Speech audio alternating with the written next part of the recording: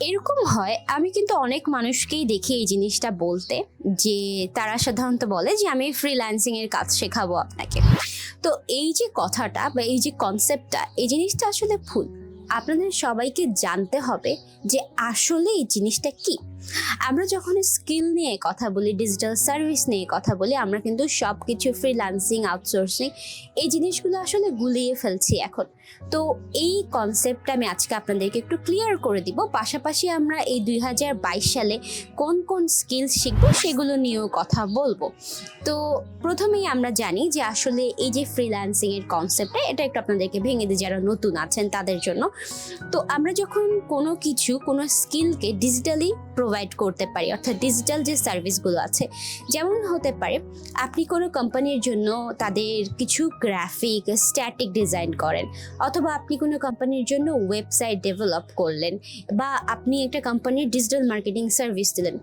এমন কিছু সার্ভিস যেগুলো আপনি ডিজিটালি প্রোভাইড করতে পারলেন, যেটার জন্য আসলে আপনাকে ওই কোম্পানির অফিসে যেতে হলো না। বা আপনি যদি চিন্তা করেন যে আপনি যে কোনো জায়গায় বসে আপনার ল্যাপটপ বা কম্পিউটারের মাধ্যমে ওই ডিজিটাল সার্ভিসটা প্রোভাইড করতে পারলেন। তো এই ডিজিটাল যে সার্ভিসগুলো আছে, এই ডিজিটাল সার্ভিসগুলো আপনি বাংলাদেশের যে লোকাল মার্কেটে আছে সেখানেও প্রোভাইড করতে পারবেন, অথবা আপনি বাইরের দেশেও প্রোভাইড করতে পারবেন। যখন আপনি এটাকে বাইরের দেশে প্রোভাইড করবেন, তো এই বাইরের দেশে প্রোভাইড করার জন্য এই ডিজিটাল সার্ভিসগুলোকে ঘিরে আসলে অনেকগুলো মার্কেট প্লেস আছে। যেই মার্কেট প্লেসগুলো হচ্ছে যারা এই ডিজিটাল সার্ভিসগুলো প্রোভাইড করে এবং যাদের এই ডিজিটাল সার্ভিসগুলো লাগে তাদেরকে কানেক্ট করে। এখন এই পুরো প্রসেসটা আপনি কিন্তু আপনার নিজস্ব টাইমে করেন, অর্থাৎ আপনি আপনার যখন সময় হয় বা আপনি নিজের যে কাজ আছে সেগুলো শেষ করে যখন আপনি সময় পান তখন করেন। এর মধ্যে এই পুরো কনসেপ্টটাকে এর জন্যই আসলে মুক্ত পেশা বলে, যে এটার মধ্যে আসলে আপনার কোনো ধরা বাঁধা নিয়ম নেই।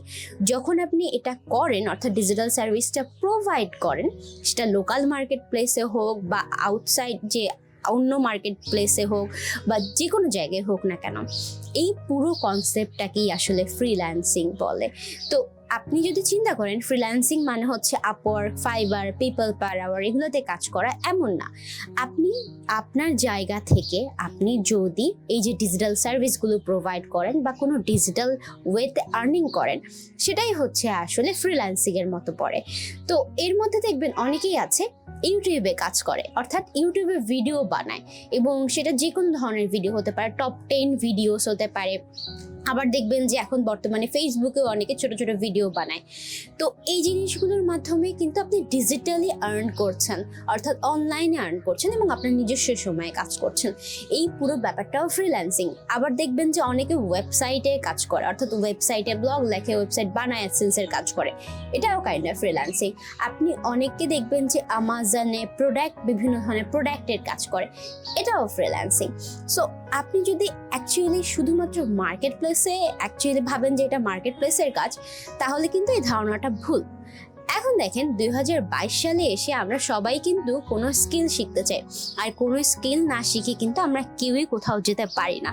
এখন যদি আপনার কাছে কোনো স্কিল না থাকে তাহলে কিন্তু আপনি বাকিদের থেকে পিছিয়ে থাকবেন। যেমন রিসেন্টলি আমি একটা বই পড়ছিলাম, যে বইটার নাম হচ্ছে ইট দ্য ফ্রগ।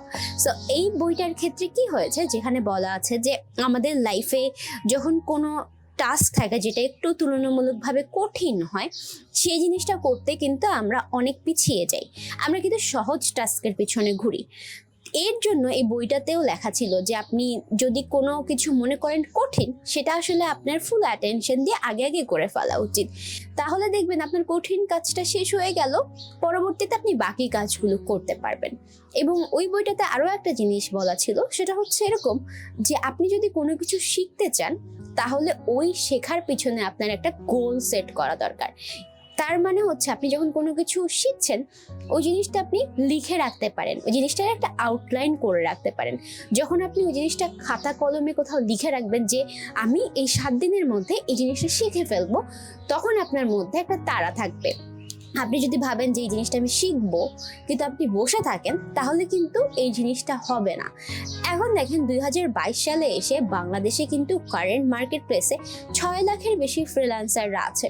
তো আপনি যদি এইখানে কাজ করতে আসেন এবং আপনি চিন্তা করেন যে আমি শুরু কিভাবে করব, এখনো চিন্তা করেন, তাহলেও কিন্তু আপনি অনেক পিছিয়ে আছেন। এবং আপনার যে এই উইকনেসটা, আপনি নিজে নিজে যে কোনো কিছু শিখতে পারেন না, এই ছোট্ট জিনিসটার জন্য কিন্তু আপনি দেখবেন যে অনেকেই আপনার এই ছোট্ট ব্যাপারটার ফায়দা উঠাবে। কিভাবে দেখে যে আপনি যখন কিছু শিখতে পারেন না, তো আপনি জানেন না যে আসলে আপনার জন্য কোনটা শেখা ভালো হবে, তখন কি হবে, মানুষ আপনাকে যেটা বলবে আপনি ওইটা শিখতে যাবেন। ওইটা শিখতে গিয়ে দেখবেন যে আপনি মার্কেট প্লেস থেকে আয় করতে পারলেন না। তো তখন যে আপনি ওই মানুষটার মাথা ফাটাবেন না নিজের মাথা ফাটাবেন, আসলে আপনার এই জিনিসটাতে সময় নষ্ট হবে। সো এই ছোট্ট সময় নষ্ট হওয়ার যে ব্যাপারটা, এটা কিন্তু আপনার লাইফে অনেক ইম্প্যাক্ট রেখে যাবে। আপনার সময়ের গুরুত্ব, আমাদের সময়ের গুরুত্ব, সবার সময়ের কিন্তু একটা গুরুত্ব রয়েছে।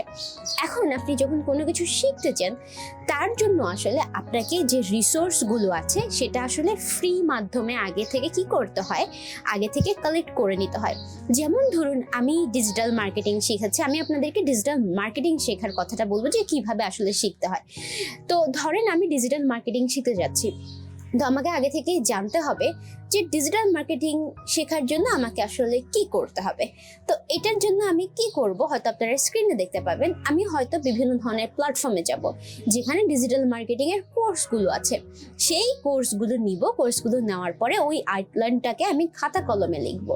লেখার পরে আমি হয়তো ওই প্ল্যাটফর্মগুলোতে যেয়ে দেখবো ওখানে কোনো ফ্রি কোর্সেস আছে কিনা, অথবা আমি ইউটিউবে সার্চ করে দেখবো যে এই রিলেটেড কোনো ফ্রি কোর্স আছে কিনা।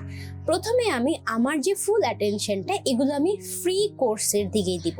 ফ্রি কোর্সের দিকে দেওয়ার পরে আপনি বুঝতে পারবেন যে এই জিনিসটা শিখে আপনার আসলে কতটুকু অ্যাটেনশন থাকছে।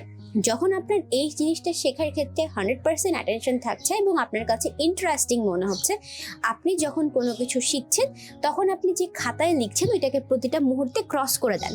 ধরেন আপনি ডিজিটাল মার্কেটিং শিখছেন, আপনি সোশ্যাল মিডিয়া মার্কেটিং দিয়ে শেখা শুরু করলেন। শেখা শুরু করার পরে আপনি প্রথমে যে পার্টগুলো শিখে ফেললেন, ফেসবুক মার্কেটিং, ইনস্টাগ্রাম মার্কেটিং, ওগুলো আপনি ক্রস করে দিতে থাকলেন। এই পুরো প্রসেসটা আপনার কিন্তু মোটামুটি অনেকটাই সময় লাগবে।